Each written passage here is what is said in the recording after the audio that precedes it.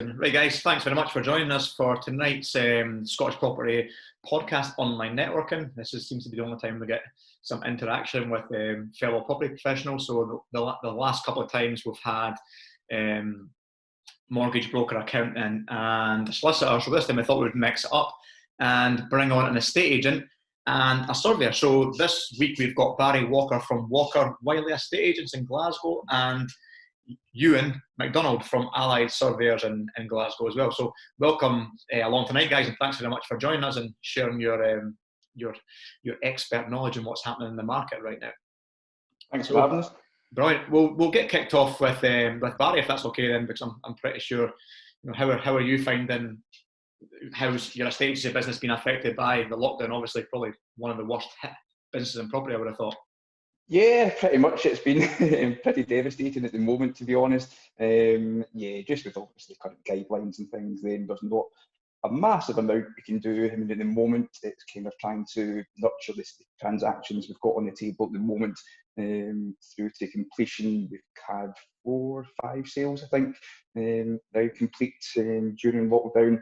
Quite fortunate that a lot of the deals that we've got on the table for clients at the moment, most of them aren't under any pressure and don't need to move. So under the current guidelines, you should only be moving if necessary. So most of the clients we've got can change dates of entry and things to such time as ease the restrictions. But yeah, but as I said, at the moment, it's just trying to get those deals over the line. We've had only 2 properties, I think, where people have kind of come in and tried to lower their offer, a bit of gazundering going on, but it's been kind of met with short shrift from our clients. Are these transactions that went through because missives had been signed prior to the lockdown and they're just trying to get them over the line, or is it just ones that... No, it was ones where, I mean, at the moment, because obviously the situation, I mean, I think the kind of guidelines are that only transactions that can go through at the moment are ones where it's going to cause financial hardship to people, or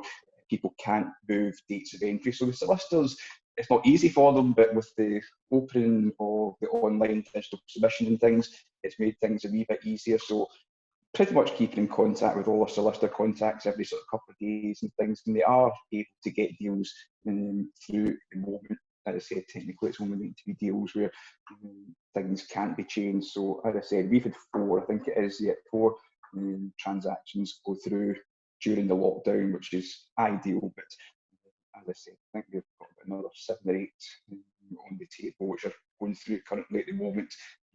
But those will be held off until such time as restrictions are lifted, because those clients are quite straightforward at the moment, first-time buyers and things, people who don't necessarily need to move at the moment. So just wait till current restrictions are lifted.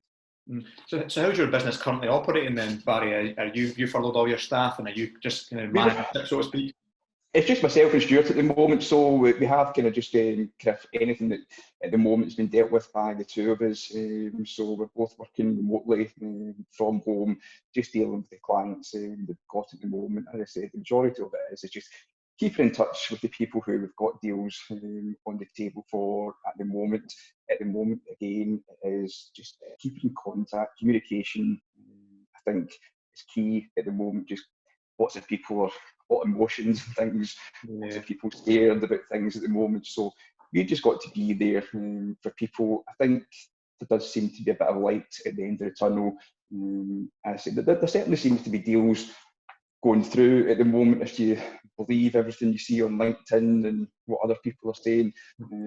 Take some of the things that are happening with a pinch of salt, to be honest. But virtual viewings, we can offer virtual viewings, we can offer virtual valuations, but there's been a wee bit of an uptake on that, but if I'm being brutally honest, not a great deal. I'm hearing some other people saying that they've been doing virtual valuations and virtual viewings and things, but I think... Barry, can I jump in? Right. Okay, so this is what we get, right? So all these estate agents and letting agents are coming out on social media and saying, we do virtual viewings, right? Amazing, so does everybody. But realistically, how many people are actually going to buy a property off the back of a video viewing? Well, that's exactly why I say it, Nick. I mean, some of the things that have been reported out there. As I said, listen, I'm not here to knock anyone. People do whatever they want to do and run their business or whatever the way they want to do it. But yeah, I mean, some of the people that we're seeing running about saying we're doing virtual this, we're doing virtual that, we've got deals on the table because of this. For letting, yeah, definitely, I've got quite a few friends run letting agencies. You can probably say the same yourself. There seems to be some letting deals getting put through with virtual valuations. There's some guys doing great stuff, free properties for NHS workers, key workers, all that kind of thing. So I think from the letting side of things, people will possibly rent a property on the back of the photographs, on the back of a virtual viewing or whatever, because it's a bit different from buying a property. The only real property. Have you had any offers come in off the back of any videos or virtual viewings or anything like that? Has anybody offered? No, not at the moment. I said the only properties that we're hearing that people are offering on are investors. I've heard a few people, again, if they're telling me the truth and not telling porkies, then they've had a few offers put through on properties from buy-to-let investors, from people looking to buy property to flip them, just off the back of the virtual viewing. Again, lowballing an offer, lowballing it on the price.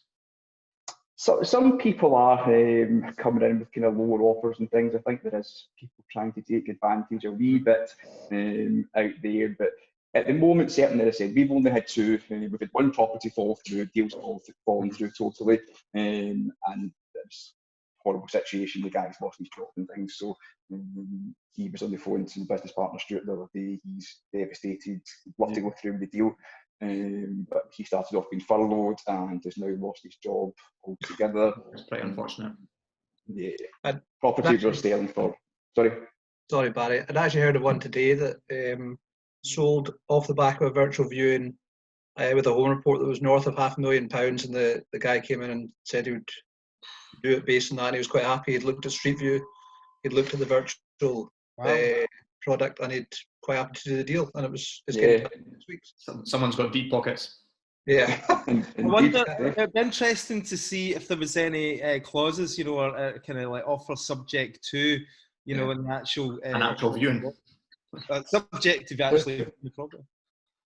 Yeah, it's a bit strange. I mean, as I said, somebody who's going to buy a property to live in, not even just a property to live in. I mean, any property, if it's a buy-to-let, if it's a flip, if it's whatever type of property, you would really, if it's a buy-to-let investor, if somebody knows all about the building they're buying in, they've maybe got a couple of other properties in the building. I heard of one of these the other day, guy's got 3 properties in the building, done a virtual viewing with the agent. Yep, that's fine, happy days. I'll buy the property, you rent it out, and there you go. So seeing some of that happen, but property for people to live in, Ewan's obviously said that somebody has done it, but so there's still a job for estate agents to do then after all this. We're not going to be putting on the headsets and just going around the properties like that then. I definitely don't think so, Nick. I think we'll hopefully get back to a fairly kind of normal way of working, however normal we kind of perceive things. But I think, hopefully Ewan's get some good news when he has a chat. A big thing is going to be surveyors getting back to work. At the moment, we can't put a property on the market if we don't do a home report. So if a surveyor can't go out and do a home report, we can't get the property onto the market.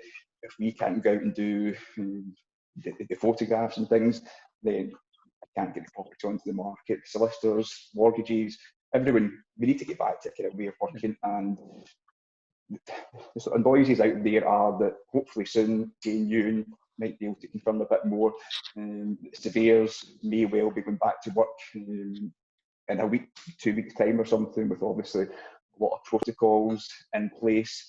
I hope that we can get back to work sometime soon. We've got a nice new office to get opened. Barry, how do you see that panning out in terms of obviously the government phasing things back? How could you see estate agents working so that we could still practice social distancing, etc.? Is that quite straightforward? Yeah, definitely. I think that's why, to be honest, I'd love to be back at work just now, but we don't want to go against government guidelines and things, but it is going to get to a stage where we need to get back to work. It's going to get to a stage. Sorry? The economy needs it. The economy needs, I mean, it's horrible what's happening, and I mean, it's a terrible, terrible thing, but it will get to the stage what's going to cause more harm and kill more people, the virus or the economy and people's health issues, and it's going to cause so much more problems. So I certainly think from the estate agent's point of view, can we go back to work and practice social distancing? Yes, we can, and I think we can do it. Well, let's face it, guys. Costa Coffee opened up the other day, so if Costa Coffee can open back up, then Walker Wylie estate agents can get back up and running. Well, the thing with my wife went to Sainsbury's on Saturday morning for this kind of local, the weekly shop, and apart from the queue for B&Q was just miles. Go and read a trade point card. It's absolute gold. straight through all the queues, straight to the checkout as well. So I think estate agents can get back to work hopefully fairly soon, and every time there's been talk of what industries can go back, kind of estate agents have always been mentioned as one of the sort of first ones that hopefully can go back. The property market is such a big thing to the economy, and as I said, I think surveyors can go out and do home reports and practice social distancing. We can go out and do valuations. If you keep the 2 metre social distancing, fine, but I think it might even be that you go to someone's house to do a valuation, maybe ask them to step outside, you go inside for 5, 10, 15 minutes, whatever, get the details of the property, and then have a Zoom call or a FaceTime or something, go through the valuation, tell them your thoughts, your service, what you can do. If the person's happy to get the property onto the market, you arrange a date and time to go back and do the photographs, floor plan. They can either be there again, wait outside the property. So there's lots of different ways of doing it, guys. I think we've got to get back to a way of working sometime soon. Solicitors are reporting now that they can get deals done, and hopefully there's going to be an easing of restrictions on the register. On the topic of the virtual viewings, I heard a local Your Move estate agent, they got a house above home report value just sold through on Friday, and I was wondering, do you think there'll be a transitional period where people will still rely on the virtual viewings, like you say, or maybe a bit of not going straight back to normal, but I think there may well be. I mean, certainly the last week or so, and I'm kind of in an estate agent WhatsApp group, and kind of hopefully a lot of contacts and things built up over the years, and have been speaking to everyone kind of since day one, since this has happened, and I just feel the last week has kind of seen a big change in people's thoughts, and there does seem to be chinks of light at the end of the tunnel. I've had today a couple of phone calls on Friday, seems to be a bit crazy, and people want to come and view properties, and they're saying, listen, I've kind of got to the stage, and I've got one property in particular, nice 2-bedroom flat, and I've now had quite a lot of inquiries for that property, and most people I'm speaking to are saying, well, listen, if you're happy to come and show me the property, we stick 2 meters apart. If it's only the two of us in the property, I'm happy to come and see it. So I think you're getting to the stage where, again, listen, nobody wants to go against guidelines, and it's not what we want to do, but I think people are getting to the stage now where they wear a face mask, they come into the property. I mean, before the actual physical lockdown, I mean, a week or two before lockdown, we put protocols into place and had them on Rightmove and Zoopla, and anyone coming to view a property, listen, we would provide hand sanitizer, we would provide gloves for them. Didn't have masks, but we've now got masks as well. So I think if people want to come and view properties, a lot of things will happen. I think on Thursday, when the government make their announcement, hopefully on Thursday, things do start to get lifted a wee bit, and Thursday's a big day, I think, hopefully. Have you had much comfort coming back into the market with people getting in touch, looking to market their property once things get back to normal, or are you much inquiry? Listen, definitely. I mean, Stuart in particular, who deals with the south side, he's got 6-7 properties, I think, in total. Property developers, lots of different people looking to get properties on. I've got quite a few in the West End of Glasgow. People to get people, yeah, definitely. I mean, Barry, see with this group here, we've got about 80 people on here, right? Majority are obviously like investors or people who are interested in investing, right? So yep. lot of us are kind of like just waiting for the doors to open again so we can get back into the market to try and get some opportunities, right? So have you had any, like, I've got a wee story to tell you, but have you had any people phoning up with like ridiculous offers yet? And is that just, is that a bad move for people who are trying to build up relationships with agents? Very much so, definitely.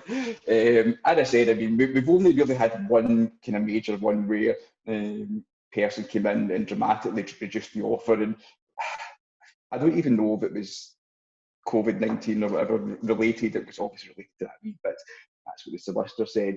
Right. But the property went to a closing date, and they paid a fair chunk over the whole report value. So I think we kind of thought maybe, well, we could maybe take an opportunity here. That property actually was a property developer that we were selling for, and we picked up the phone and said what reduced the offer to. I know he said it's all right to swear on here, but I won't swear, but the guy basically told us what to go back and say to the solicitor, and we went back and just, to be honest, I think people coming in with kind of lowball offers and things,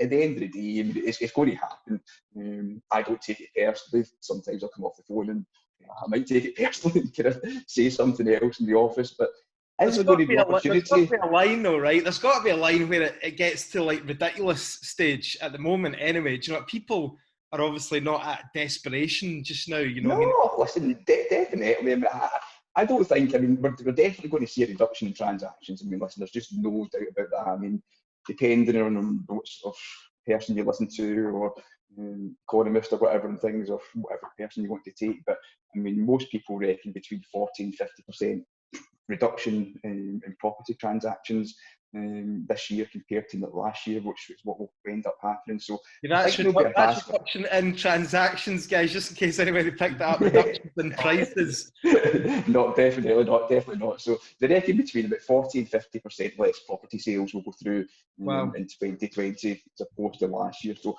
I think we'll see transactions fall. Will we see prices fall?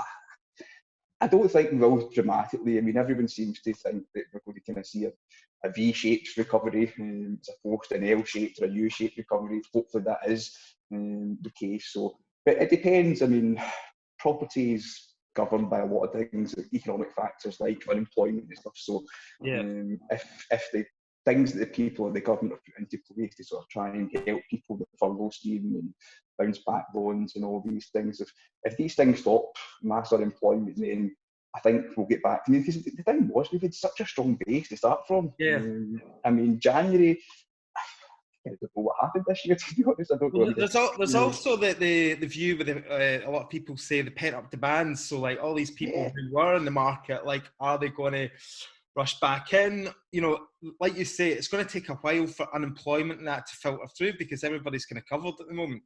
Do you know what I mean? So I think initially there's going to be a rush, but then I think possibly after that's going to go down. You know, possibly after. I mean, confidence, obviously. I mean, I know it's kind of stating the obvious, but I mean, confidence is going to be such a big thing. I mean, I think there will be so many people out there. I mean, first-time, I mean, not just first-time buyers, everyone, but I mean, you can imagine young first-time buyers at the moment sitting thinking, well, 1 minute I was happy to spend 150 grand, 200,000 pounds, whatever they might be thinking of spending, and now sitting thinking, oh, right, okay, well, will I maybe hold off for 6 months? Will I hold off till next year? What will I do? But I generally think in most cases, I think we will see things bounce back.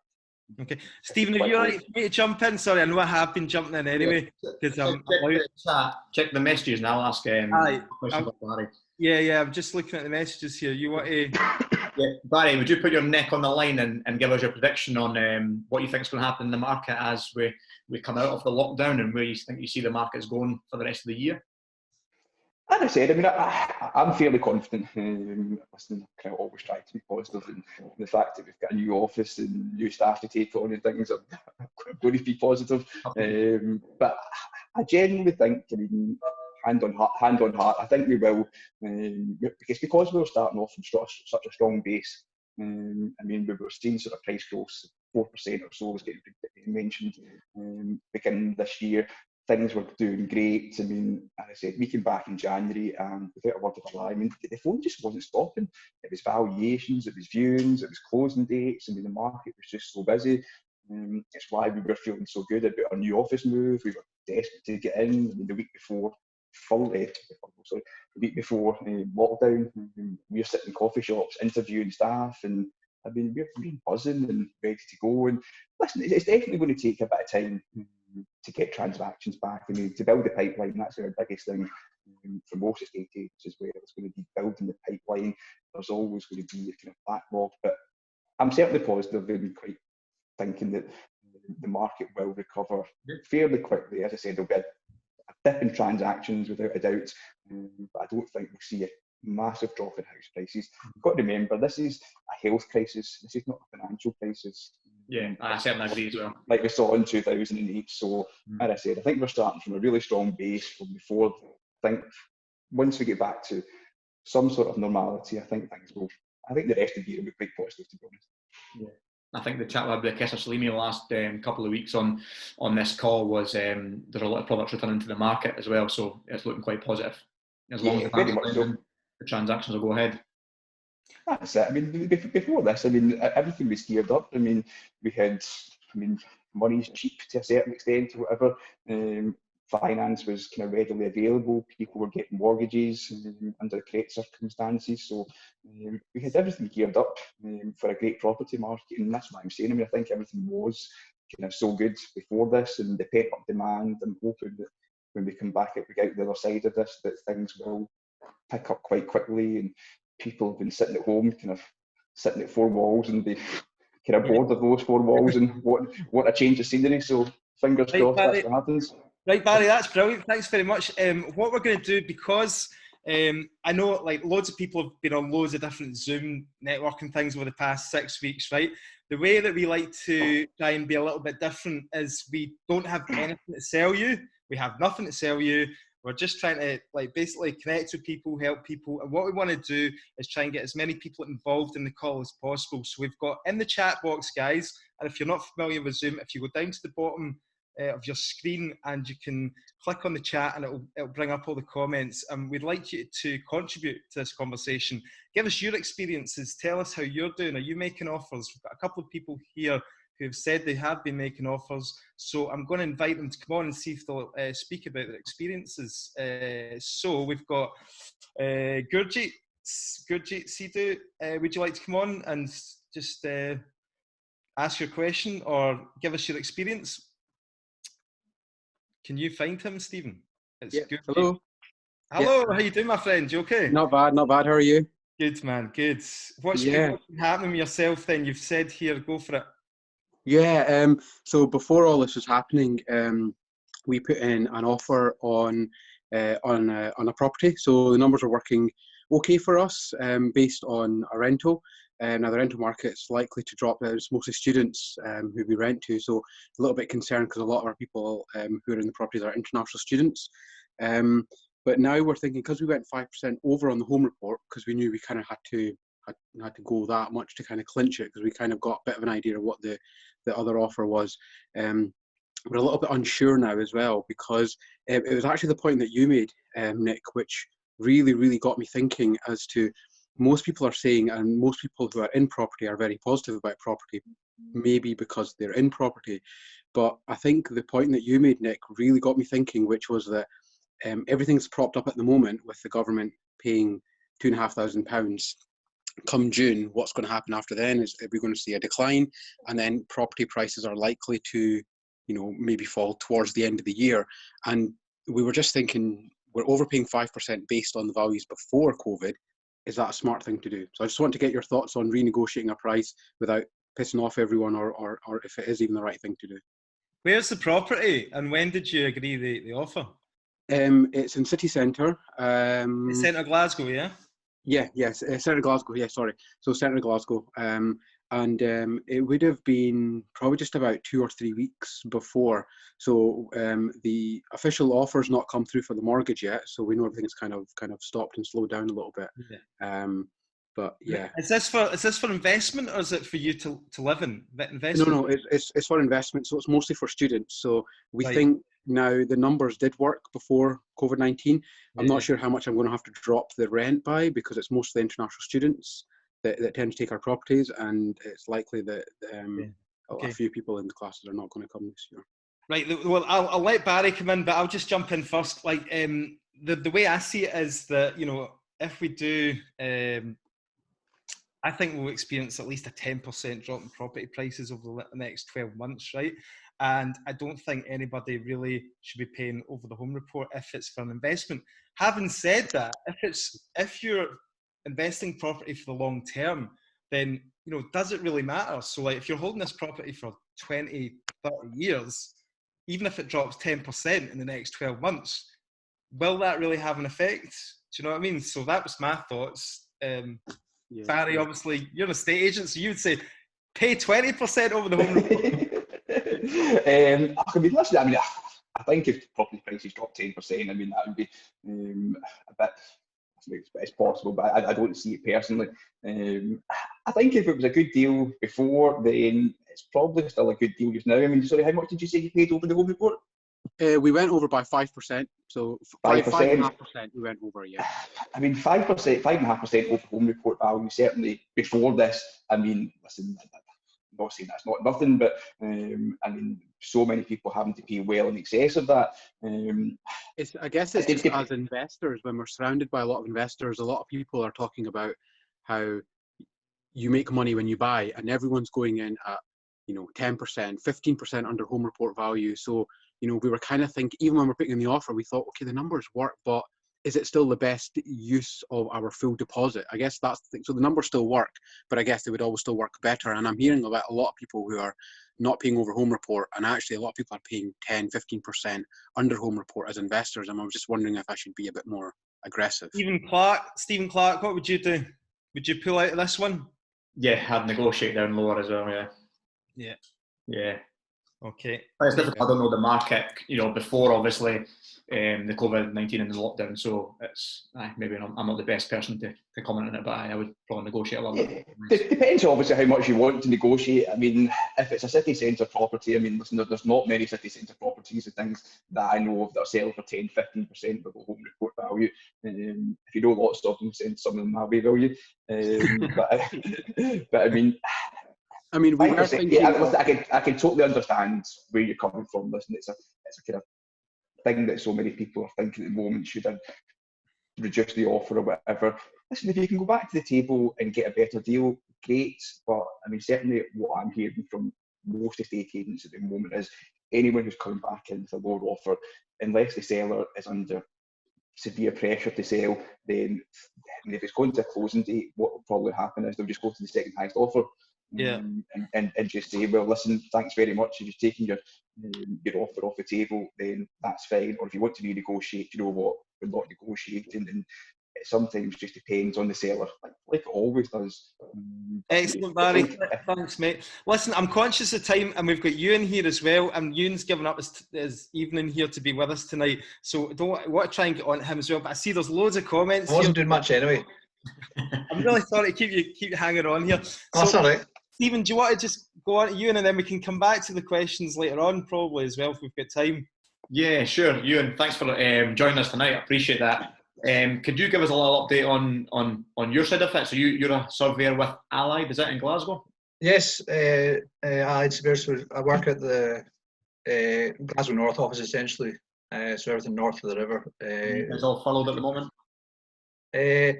Well, all the partners can't get furloughed, so I'm still working, but the rest of the staff generally are furloughed. Right. So that's all in. It's something like just about 70 staff that are furloughed at the moment. So it's obviously just the operations at the moment then for you and your other partners. No, it's a skeleton staff essentially. We're covering off day-to-day stuff, any inquiries from agents or clients, covering off any bank work that's coming through.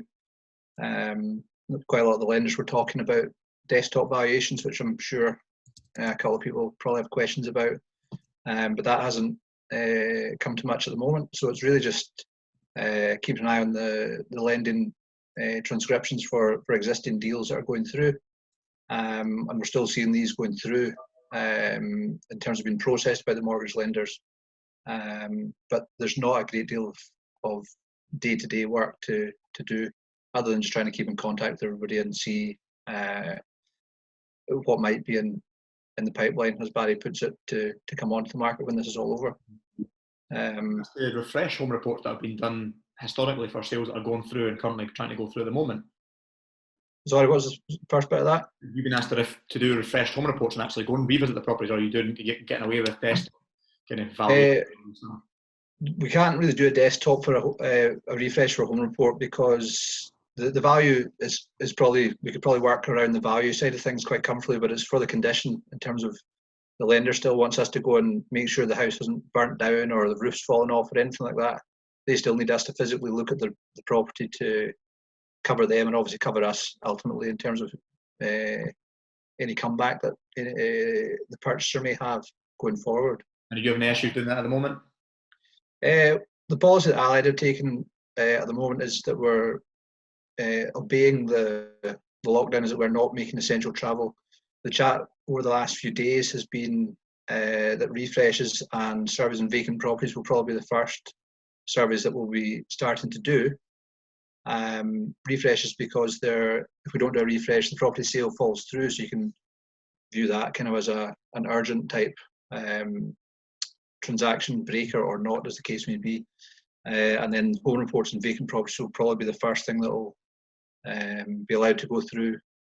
From our side of things, obviously social distancing and all the requirements that we'll have.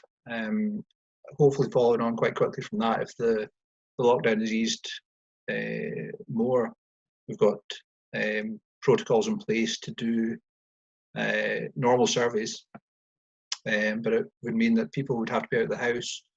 Doors, windows, access points would need to be left open for us, and we could, again, with all the necessary PPE, probably get around the property without touching a great deal of surfaces. So from our point of view and from the customer's point of view, hopefully keeping it quite safe. But as it stands, put in place at the moment. What's that? This process is that Allied's putting in place at the moment to be ahead of the game when this happens. Yeah. I think everybody's probably working towards the same things. Barry will be doing the same sort of procedures that he'll have to do, and all estate agents and surveyors are probably going to do similar things. The problem that we have as surveyors is that we need to get into places where estate agents might not be looking. So you're looking in the back of the cupboard, or you're into the loft or under the floor if access is possible. So we are, it's not more exposed, but we're touching more things or in contact with more things in a house, whereas agents might be able to go through without disturbing particularly much of the property or anything to do with that. It's difficult. I mean, it's difficult for everyone, but we need to get it sort of started one way or the other. So somebody's going to have to take a decision that we're going to do it, and then it'll sort of ease off after that. We had a couple of questions in the last few weeks on the call where people were talking about how the valuations were going to go, and I think a lot of us were on the same boat, that if you're carrying out a valuation, you're just going to look at comparables of recently sold property prices in the street of same type of property. So if that's not changed because there's no transactions went through, I'm assuming that from a surveyor's point of view, there's no effect on the property prices as of yet. Is that a fair statement? That's probably fair, yes. The difficulty, we always have to take into account what's currently happening in the market. So right. In terms of an evidence base, yes, the evidence base would be transactions pre-lockdown. In terms of going forward, we would quite quickly be able to gauge, I think, where this is going. So if the value is full just now based on the previous sales and there's nothing selling, or there's a lot of chat about how no one's going to pay that sort of price, then we'll have to obviously think about how we're going to manage it. But realistically, we are of the view that there shouldn't be a dip. Really, just now we're seeing quite a lot of pent up demand and desire to A, buy properties, and B, sell properties, obviously, which is what's needed. And we're seeing that there's, before the lockdown, we had a supply and demand issue to an extent. There was not enough supply and there was tons of demand. we're not seeing that will go away, and we think that there'll be an influx of properties to start off with, which might and hopefully will kickstart things. So in the short term, it's probably going to be quite busy for us. Hopefully, it might take a wee lull after that in terms of activity, and then it should hopefully build on after that.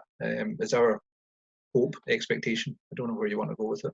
Can I just jump in there? You and see with obviously once you get back to business, right, you're going out and valuing properties again, like we've said about just going on the comparables, right? But have you had any like guidance from like what was it, RICS that you guys are kind of governed by? Do they issue any guidance to say, well, we need to take note of the actual current market conditions, not just past prices, and allow for that, like a 10% drop on the comparable or anything like that? No. There's nothing numbers wise, and that's to that extent. They're asking, or they're talking, or are going to implement, a valuation uncertainty paragraph, which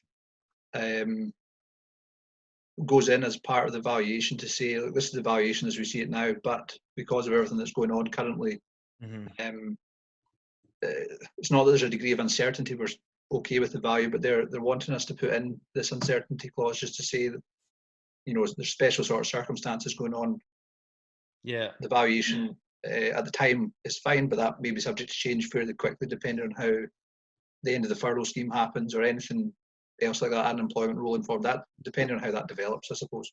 It's like, I don't know, I mean, I'm sure you guys remember, because you're like experienced, obviously, you're experienced professionals, you've been in this game a long time yourself and Barry, but back in 2008, and I know it was totally different circumstances, but it did take a while for the market to find the absolute bottom.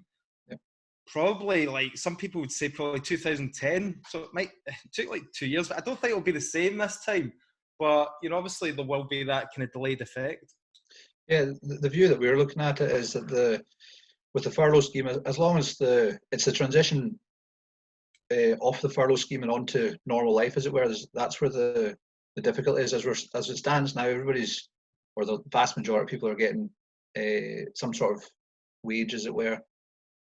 On that basis, it's not like 2008 where there was mass redundancies, mass layoffs. It was, you know, catastrophic. This is just a pause, is the way that we're sort of describing it. Somebody pressed the pause button on the 23rd of March, and when somebody presses play again, the market's hopefully going to come back and people are going to do what they were doing before it.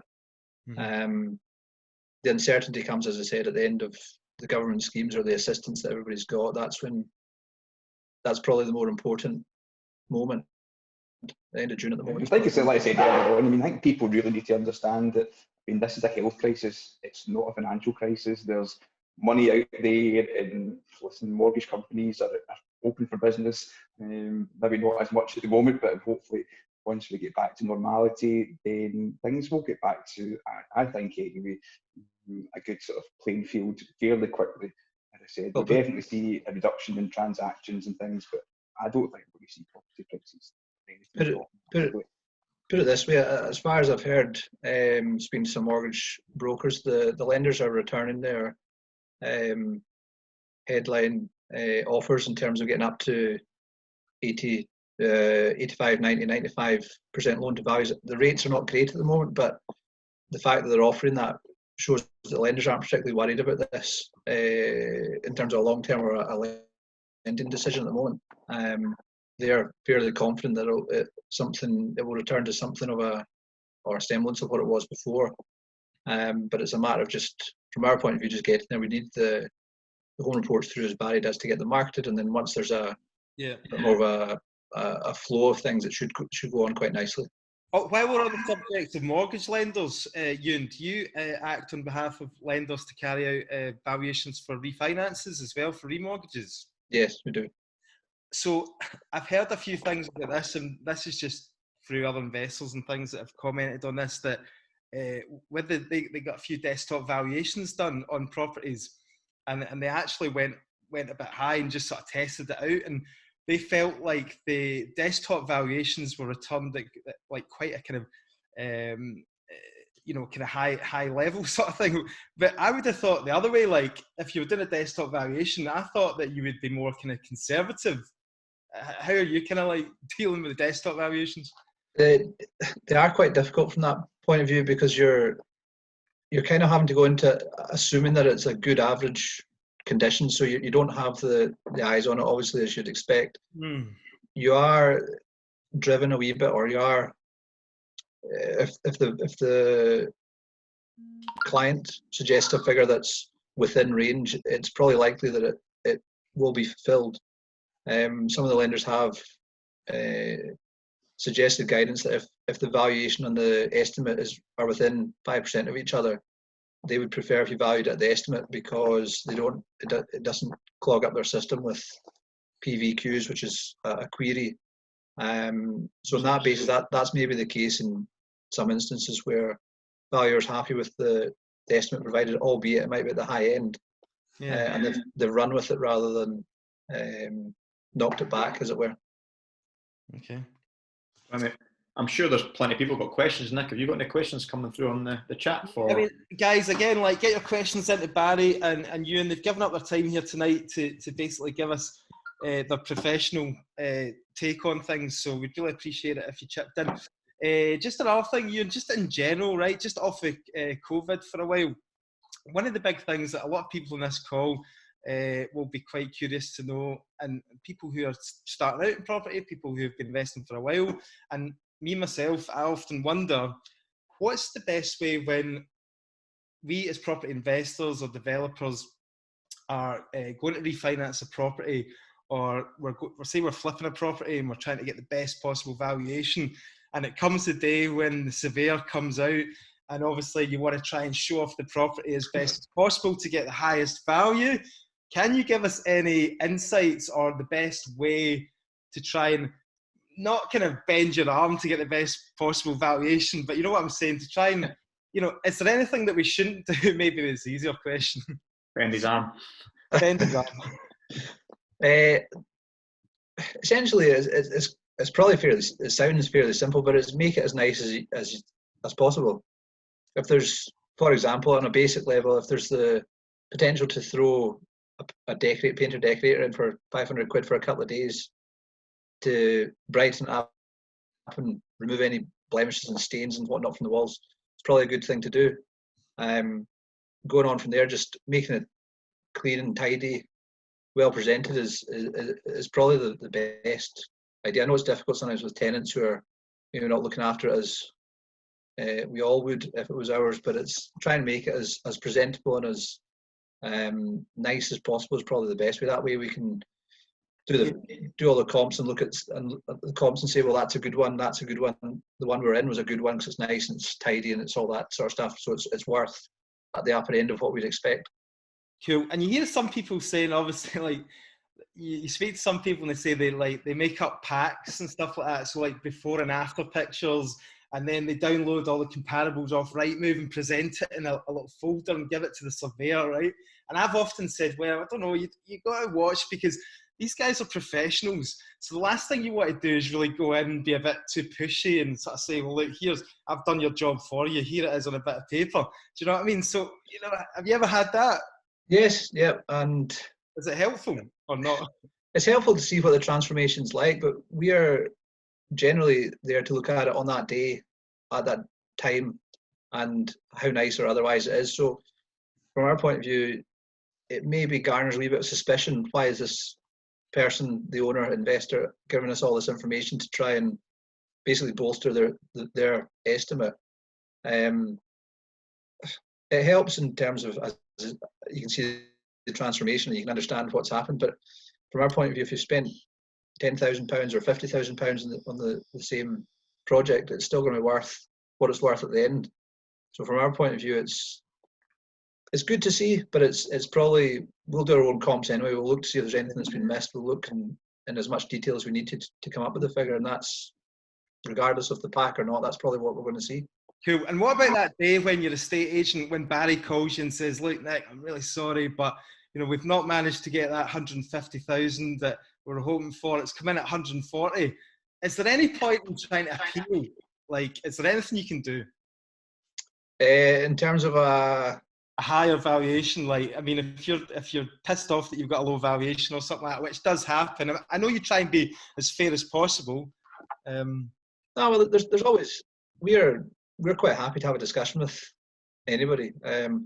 If the general consensus is between, if there's an agent involved in the client, if there's maybe something that we've missed or we've overlooked or we haven't quite or the client doesn't feel they've considered the quality of work or the quality of finish that they've got, certainly there's a discussion to have. And in a home report, the discussion's maybe a bit more flexible in that we can have that chat with where everybody thinks the value is, where everybody thinks it's going to sell. With lender work, it's a bit more cut and dried, because once we put the form back to the lenders, we're out of the game again until somebody contacts us lender-wise to say they've had an appeal from the client here. Client's obviously given the reasons in the appeal, and we have to deal with that appeal.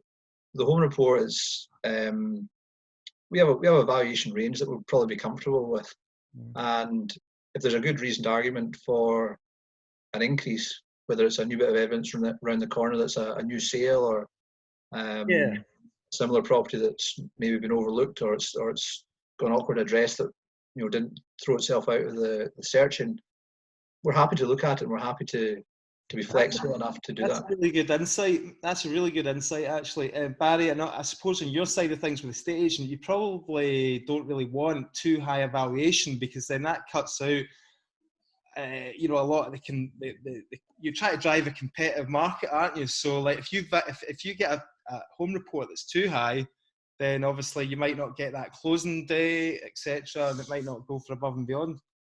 Yeah, I mean, listen, getting the valuation right is always the key thing at the beginning of getting a property onto the market. I mean, if you do have a home report too high, I mean, it used to be, obviously, back in the day, it was when home reports kind of first started becoming about, it was just for easy figure, say £100,000. If a home report, you wanted £100,000 for your property, you would want the surveyor to go to 105, 110, because the home report value used to be the kind of the ceiling price, and it was as high as people would go. Whereas now, in the majority of sales anyway, the home report is just a starting price, and the majority of properties are selling for over home report value. So yes, you've got to be keen. I mean, a lot of times it's down to us, if the estate agent or valuer, whoever it is dealing with it, to have a conversation with the homeowner. Obviously, the homeowners always want the valuation higher and higher, because it helps mortgage lending purposes and people can get more money on their mortgage. But pushing the home report value can sometimes just be the worst thing to do. And as I said, if the home report value is too high, then you don't get the competition, you don't get the interest, you don't get the closing date. To be honest, these days we're usually telling people have a more realistic home report value. Because certainly the majority of properties that we deal with anyway, but certainly they all sell for probably over the home report value. So if you've got a crazy home report value, people are thinking they're going to pay 5, 10, 15% or whatever over the home report value. Then if the home report value is too high, people are going to think, well, I can't afford to pay 5, 10% over the home report value. So Can I ask you a similar question then, Barry, in terms of us as investors? Obviously coming out of this, we're going to try to build relationships again with the estate agents, because we're all looking for deals now. We're all looking for deals. So we all want to get on the right side of the estate agents. We want to be first in line. So what would your advice be to people trying to build relationships with agents? What are the sorts of things that really put you off about people when they call you up and that? Putting an offer in and then coming back and wanting to renegotiate. I've not listened to series. It's like going back to earlier on, I can obviously understand why the gentleman was thinking of doing that to an extent. But I mean, I think at the moment, it's not just at the moment, always, I mean, it is always about building relationships. I've been doing this for a long, long time now, and there's certain property developers, property people that, without being rude about it, I wouldn't even answer the phone to them, because of the way they go about things. I think you've got to build relationships. You do put offers on the table and offers accepted. Listen, there will be some cases when you can't take it to completion or whatever, but as I said, I've had a few or too many over the years where you think, yeah, everything looks okay, and then a big one is always a cash offer. Yeah, it's cash, it's cash, it's cash. And then obviously if push comes to shove and you realise they've got to sell 2 properties before it actually becomes a cash offer or whatever. So trying to build relationships with estate agents, just be open and be honest. Do you get people coming into your office with donuts and stuff like that? Not as often as I'd like, to be honest. I mean, the more donuts, the better. But yeah, listen, I mean, it's people are always the phone, and there's so many people wanting deals and things. I mean, property, we all love property. It's why we're all on here tonight and things. And property is a fantastic way of financial freedom and whatever and things. And people look at it in all different sorts of ways. And pension at the end of the day, and all sorts of investment vehicles properties can be for. So I guess you're trying to get the best, you're trying to get the best possible price for your client at the end of the day, aren't you? So, it's not like, you might recommend, say you got say there's a what do you call it, closing date, right? Closing date. Yeah, closing date, you got so many offers in, but you saw one who was maybe second in line, very, very missed out marginally, but you could be putting that to your client, and if it's the guy second in line who you've worked with in the past, who's bought a property off you in the past, who's completed and got everything's gone smooth, then you could well be saying to your client, well, this guy here, and that's all about relationships, and then it's up to them to make a decision. Yeah, definitely. Well, listen, I mean, majority of the time, yes, a closing date, it goes to the highest offer. But I mean, we've sold lots of properties where it has went to the second highest offer. For talking's sake, I mean, sometimes it can be the highest offers in a chain. Still got a property to sell or whatever, or if it comes down to two investors who are the top two, and one you've done deals with before or whatever, and I mean, if it's thousands of pounds of a difference, then that's different. But if there's 500, I mean, I think when it comes to mine recently, it was £3,000. Yeah. It was in finishing. The young guy was moving down south with his job and things, and to be honest, he had to do things quite quickly. And the guy came in with the offer that I dealt with before, and he said, listen, I'm happy to go with that. He said, you know the person. I said, you've got more money on the table with that other person. Because I can't remember exactly. They were in the midst of selling a property. I don't think they had misses included on their property. So even though they were topped by £3,000, they weren't in the best position. And the person £3,000 down the line, they had the money, property developer, investor person that we knew could conclude in 4 or 5 weeks, and the guy was happy with that. And great stuff. So basically what you're saying, Barry, is just don't be a dick. Yeah, pretty much. Yep, definitely. That's probably a good way to put it, Nick. Right, okay, cool. Right, guys, we've got probably 10-15 minutes here. Sorry, Stephen, you were just about to say something, but... Go for some questions. Last 10-15 minutes, let's just get the guys who are on the chat involved. We've got 85 people on the line, so actually, see, just before we go on to the attendees to get some questions in, could I ask everybody who is on just now, and if you've got a Facebook or an Instagram account, would you be able to take a screenshot of the screen here and share it on your social media and tag us in it, either it's at Nick Ponty or at Stephen Clark Property on Instagram. Instagram's really our favourite one, to be honest with you. We really like the way that Instagram is so friendly. I think a lot of the other social media platforms can get a bit nasty, especially LinkedIn. God, I've got loads of haters on LinkedIn. But yeah, so if you're on Instagram and you've got your phone on you, if you could take a wee screenshot, I'll do it right now.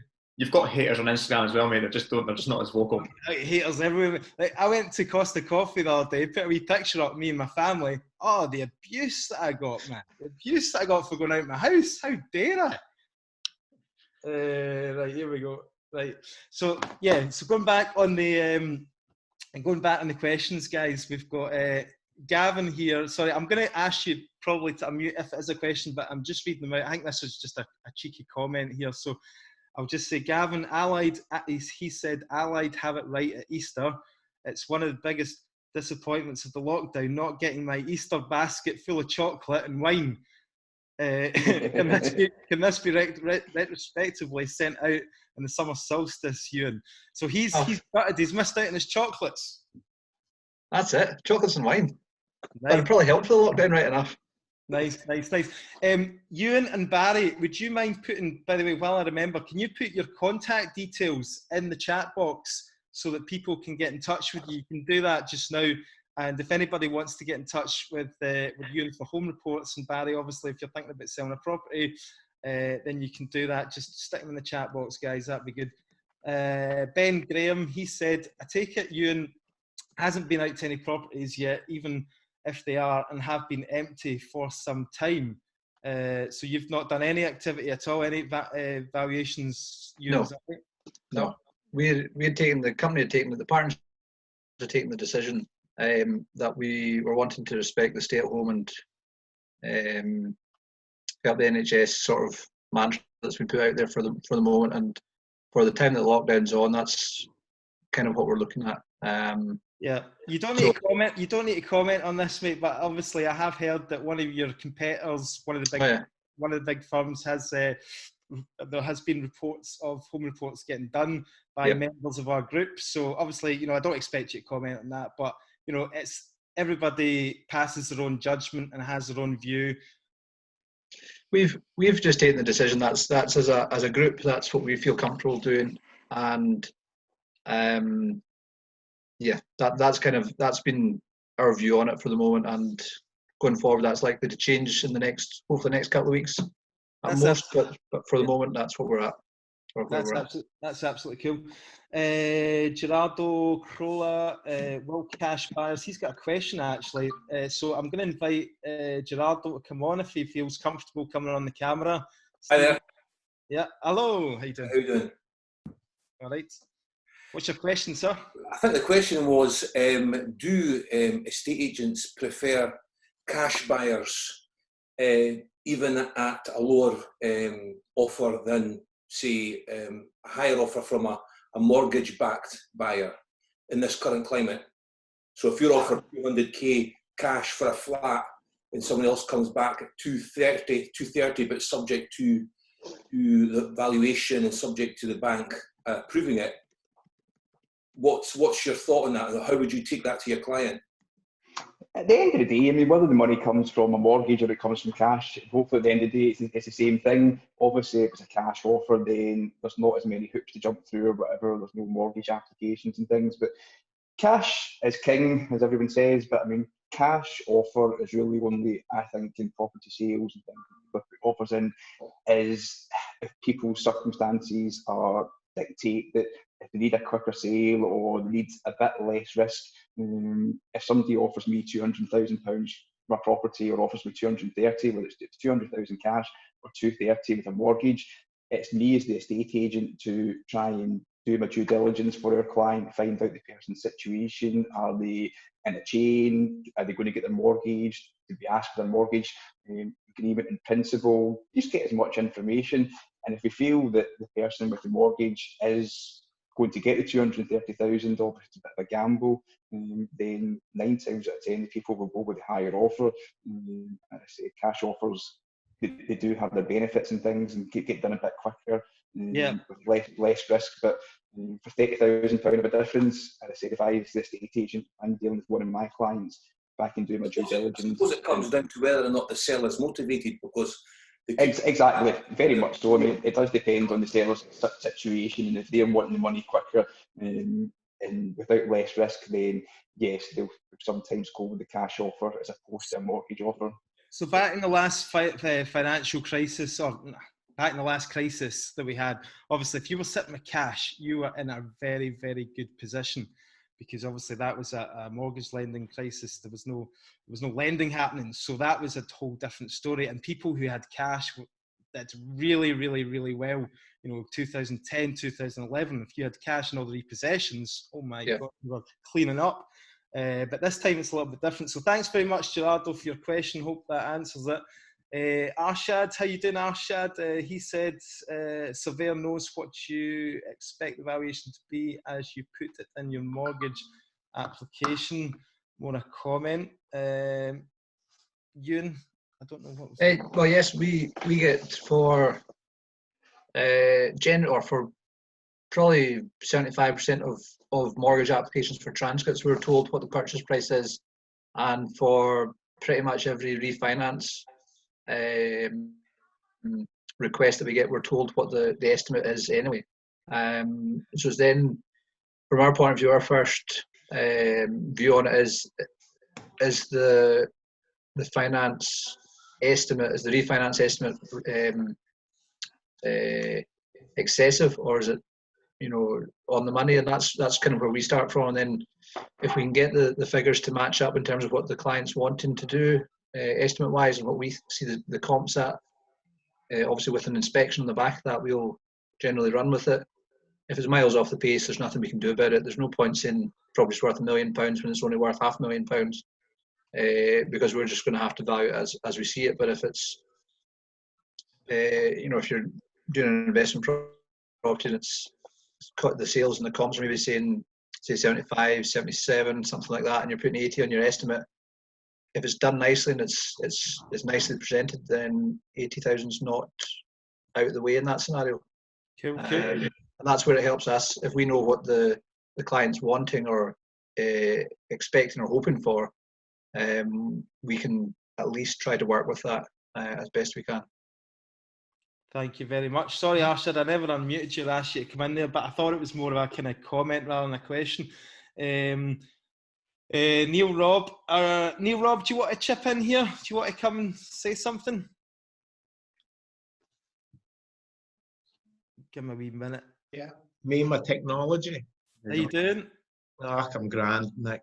I just seen two things I put in the comment there, and one was from the English Housing Minister, but knowing the Scottish Assembly the way it is, or the Scottish Parliament, they're going to try and make sure that there is no evictions for rent arrears in the coming year, unless a landlord's done everything and came to any kind of agreement they can to prevent.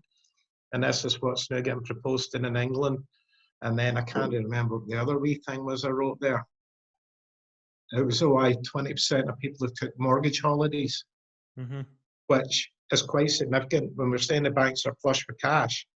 If they've now got 20% of their money coming in, then that's going to have an effect somewhere, surely.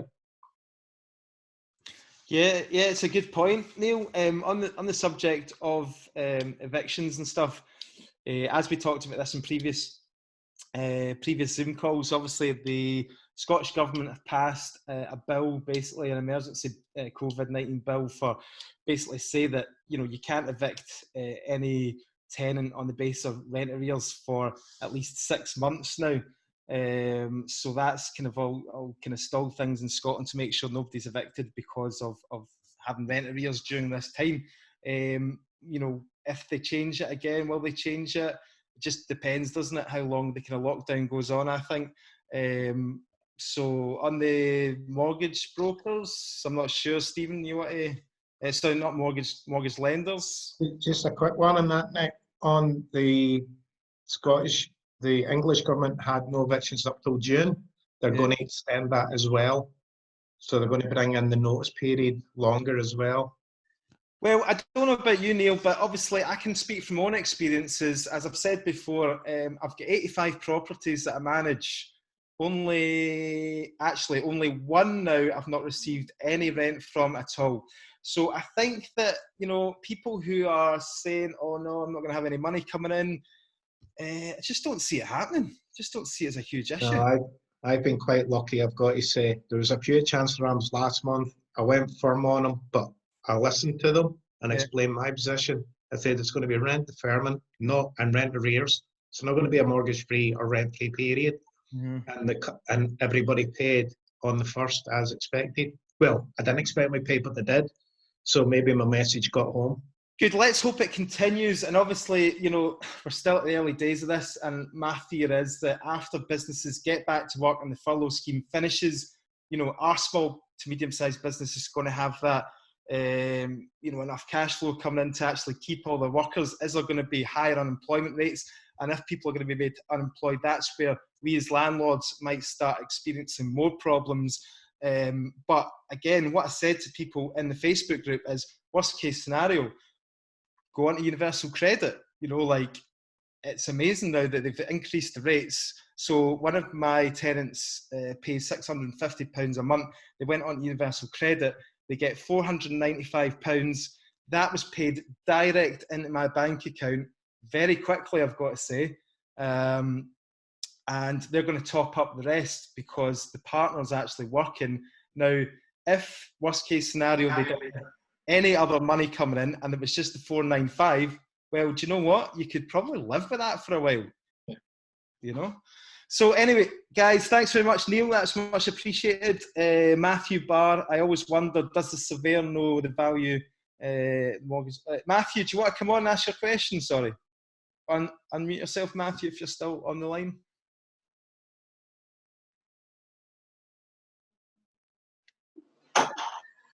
Hello. No, I was just as it said there. It was just something I've always wondered.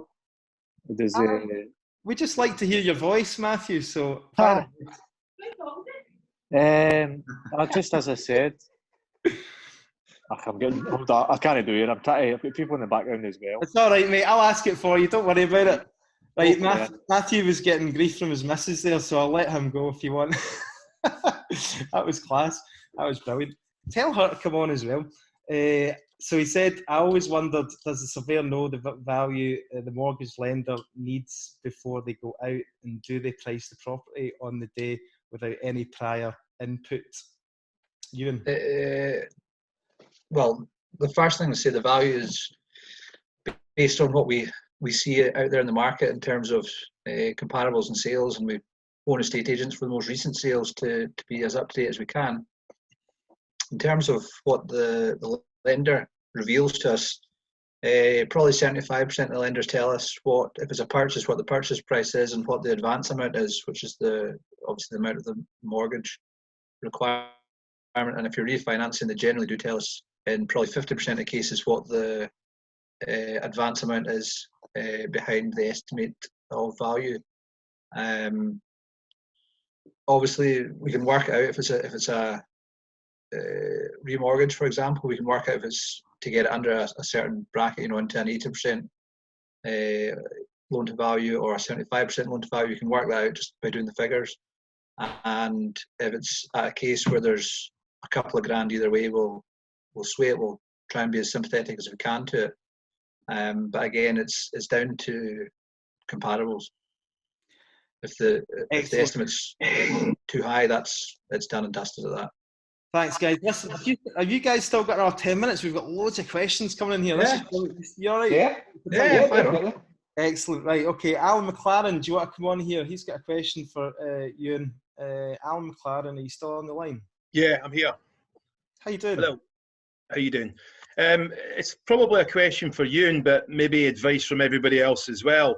In terms of refinancing a buy-to-let, is the state of the garden a big determining factor? I mean, obviously, things like redoing the bathroom, decorating, putting better flooring in and stuff like that, that's going to push the value up so I can remortgage it and take out what I need to do the next one.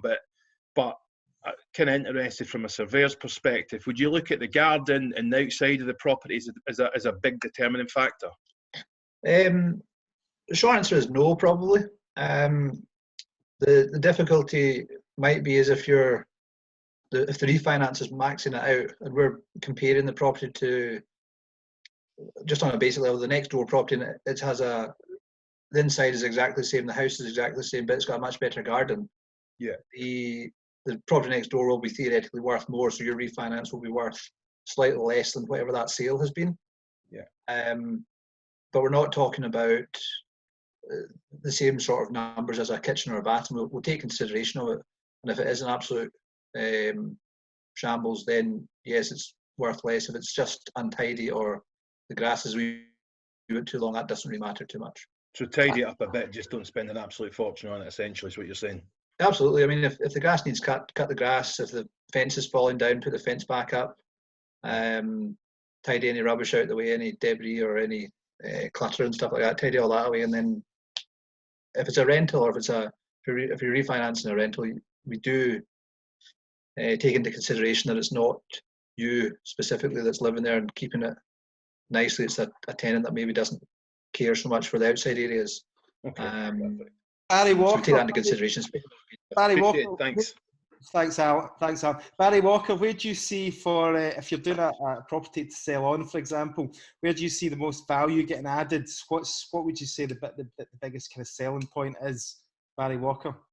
I suppose to the extent that decides, it depends on the type of property. I mean, properties that we've been selling recently, which have been getting the best returns for investors and things, seem to be 1-bed dining kitchens into 2-bed open plan. It was always internal kitchens getting done in the recesses, but open plan just seems to be massive at the moment. Biggest fan of open plan myself, but you can't buy a new build house or new build flat these days, but everything's open plan. So certainly the properties that we've been selling, and we've achieved some record sales prices for 1-bedroom properties into 2 recently. So doing a really good conversion. I mean, if it's a tenement flat, for talking sake, a lot of time, put a lot of effort and things into the original features.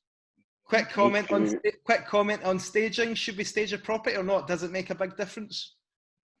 Certainly the properties that we've sold for people recently, I've got to say I wasn't massively into staging myself, and I thought the properties who we were selling for developers and people, they usually spoke for themselves and didn't need it.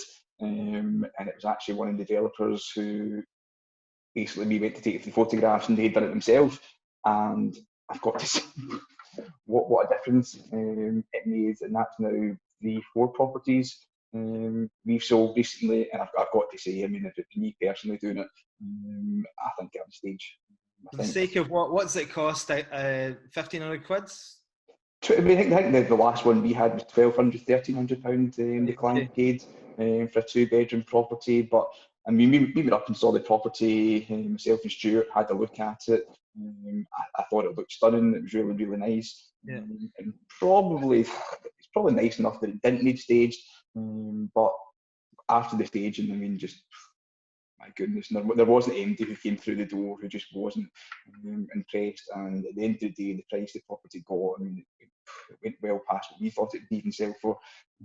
It got a fantastic price. So excellent, good stuff. Doug Walker, do you want to come on? Or Doug Walker? You still on? Are you there, Doug? Would you like to come on and ask your question?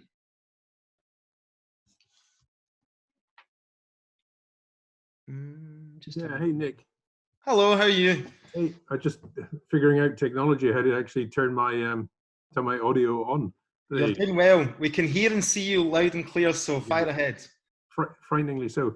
Yeah, no, I was just kind of curious to find out if there is any thought, anticipation on any changes on the 6-month rule on refinance. Just as from an industry point of view, just to see if it would kickstart or speed up the system, or if the banks, lending institutions are going to stick by the unwritten 6-month rule. That's all. Just to see what people's feelings are. Has anybody got any thoughts on this? Obviously, it's maybe more a mortgage broker. Yeah. On the call tonight, he'd have been a good one to answer that question, actually. Is he on? No, he's not on. No. Sorry, Nick. I've obviously mistimed my call-ins then. It's all right, mate. Listen, I don't think we will see a change in that. We'll get back to you on that one. I'll ask Keza and let you know. All right. I can't see it, to be honest, Stephen. What you think in the 6-month through? I think that was stick.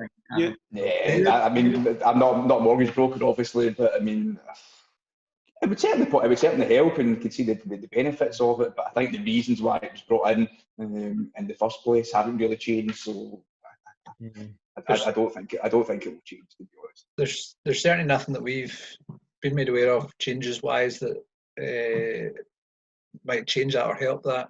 And I think from what we're told, it's more to the lenders are scared, or they don't want to be exposed to people refinancing very quickly and getting out of control a wee bit if there's something going on.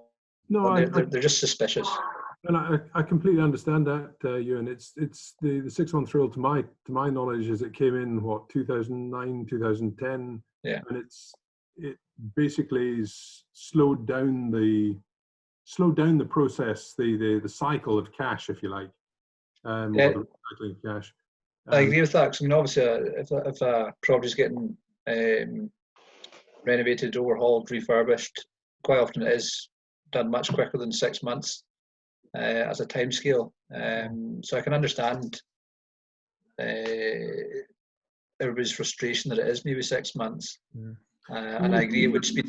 If you're flipping it, it's not really so much of an issue, because then it's up to the sales cycle rather than the refinance cycle. Yeah. And I was just curious to find out if people had opinion or you know what their thoughts were on it. That's all. That's great, man. Thanks very much. I think the consensus is that we don't think it's going to change. I think the 6 month is here to stay. I don't think that will change. So thank you very much.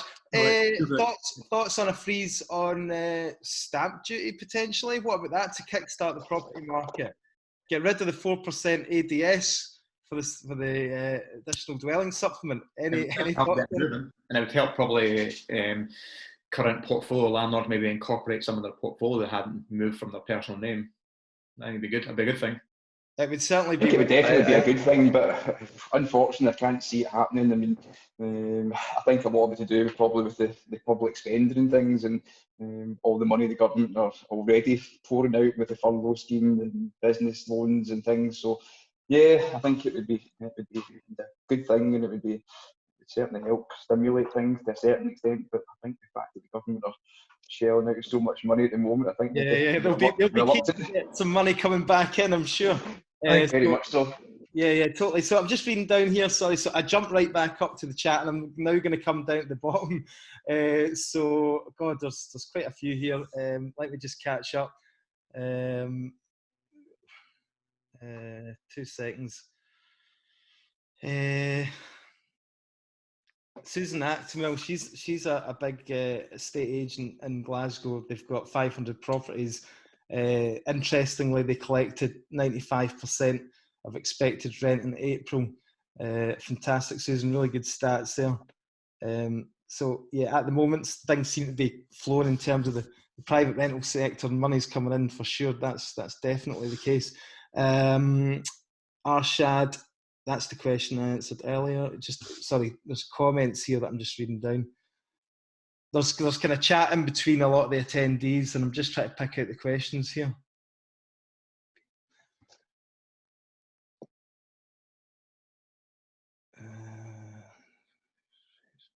Stephen, do you want to have a look down and see if you can pick out any good questions?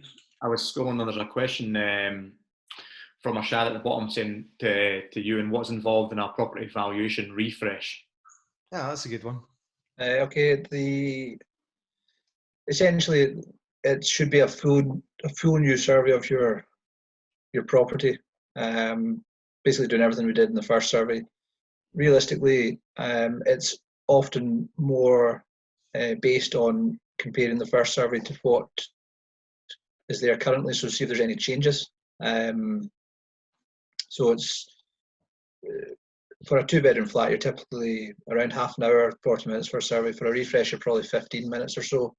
But you're looking at all the same elements that you did before. You're checking all the internal fixtures and fittings. You're into the loft under the floor if you can get there, and obviously all the outside elements of the building. On a modern flat, it's probably 90 days in terms of the period that the home report's live is probably a little on the tight side in terms of nothing much happens in 90 days on a modern flat.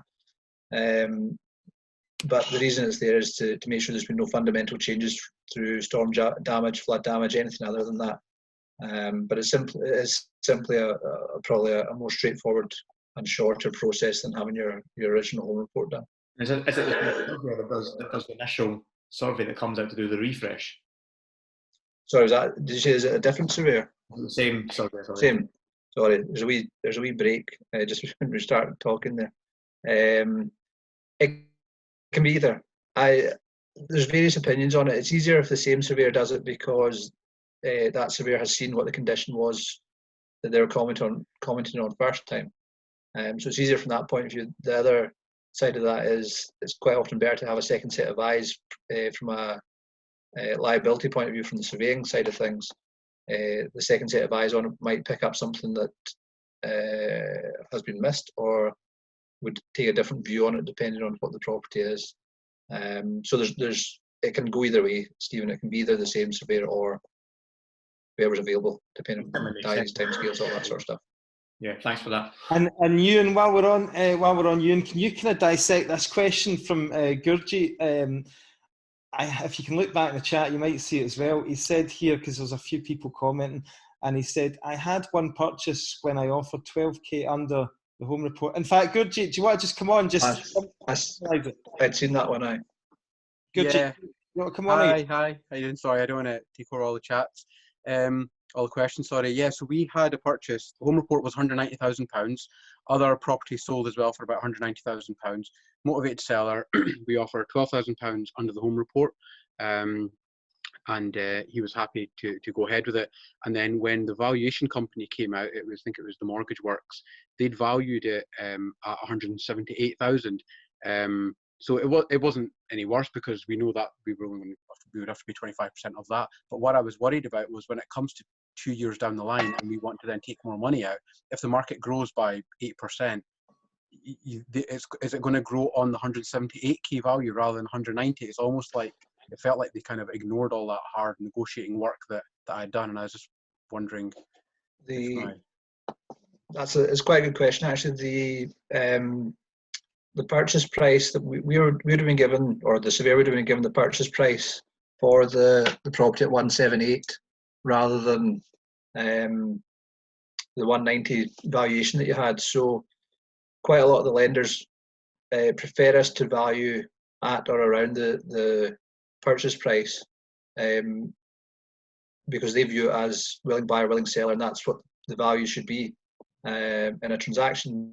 Mm-hmm. In terms of going forward, the 8%, for example, would be based on sales evidence rather than actually 8% on whatever the value was before. So if in the timescale 2 years down the line, there's sales that are 8% above 190, that's what the value will be, not 8% above 178 as a ratio. If the property that you're talking about is the same as the other ones that have sold, that have increased in value, the new valuation will be at the top figure, as it were, the current sort of market value. And if that's 8% on from the 190 sort of range, that's where it will be. Right. So it's not essentially detrimental that if we've agreed a below market value, it's not detrimental to future values. They'll still look at comparables and other sales. Yes. Hang on a minute. Let's just clear this up, guys, because I have this conversation. Me and Stephen have this conversation all the time. The true market value of property is obviously what it's sold for, isn't it? Because as we all know, home report values can be sometimes a little bit generous, shall we say. So even if you're negotiating 12k off the home report, doesn't necessarily mean that you're actually getting it 12k off the market value. I think Gurjit was saying that there were sales around the 190 or 195 mark as well. I think he mentioned that. So on the basis, yeah, on that basis, the paper values is about 190 probably, and if they've negotiated 12 grand off, that's well done. But in terms of a reval, as long as a timescale is passed, it will be at the current sales evidence figure rather than anything lower than that. The only thing might be is if they do a automated valuation through the lender, they are very much that, or if it's through the lender's computer, it's sometimes on percentages rather than actual figures, sales figures, I mean. Thanks for clearing that up. Right, guys, we're going to probably need to wrap this up. Thanks, Gurjit. Thanks for your question, man. We're going to probably wrap this up in the next couple of minutes, because until you switch your light on, you were going into the darkness there. So it's getting dark, and it's been a long night, and I really appreciate everybody for joining. So Stephen, do you want to just wrap it up there? Thanks very much to Barry and Ewan for coming on and joining us tonight. We really appreciate your expertise and giving us your opinion.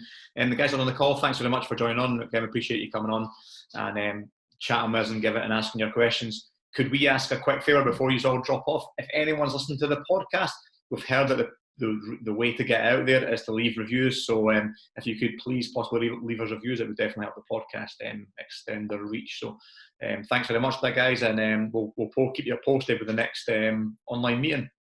Barry and Ewan, thanks very much. Really appreciate your time. And thanks for having us. Really appreciate it. Thanks very much. You want to just jump on quickly and just tell people where the best place to to contact you and just how they can connect with you? Barry, you go first. Yeah, definitely. It's Walker Wylie, estate agents. We're just moving into a new office at 148 Woodlands Road. So phone number 0141 404 1333, but probably best just to get all the details off the website, walkerwyley.co.uk. And if anyone needs any help, advice, looking to buy, sell, whatever, listen, be happy to have a chat. Obviously, at the moment, we're in the house, not doing a massive amount, but hopefully once we're up and running and the new office is all fitted out, you're more than welcome to pop along and stay 2 metres apart and throw a coffee at you or something. Brilliant, Barry, thank you. Ewan? Well, Allied Surveyors Scotland. We've got offices all over the country, but locally we've got quite a few offices in the major sort of areas around in and around Glasgow. For myself, Ewan.MacDonald at AlliedSurveyorsScotland.com, 0141 337 1133. Feel free to just drop an email or give the office a call if you're needing any questions, guys. And yeah, hopefully we'll be able to help you out. Excellent, thanks very much. And listen, thanks to the 85 people who were on this call tonight. Really appreciate all your questions and your interaction. Let's try and make it 100 for next week, guys. We need to try and break that 100. Thanks very much, guys. Thank you. Cheers. Cheers. Thanks a lot. See you later.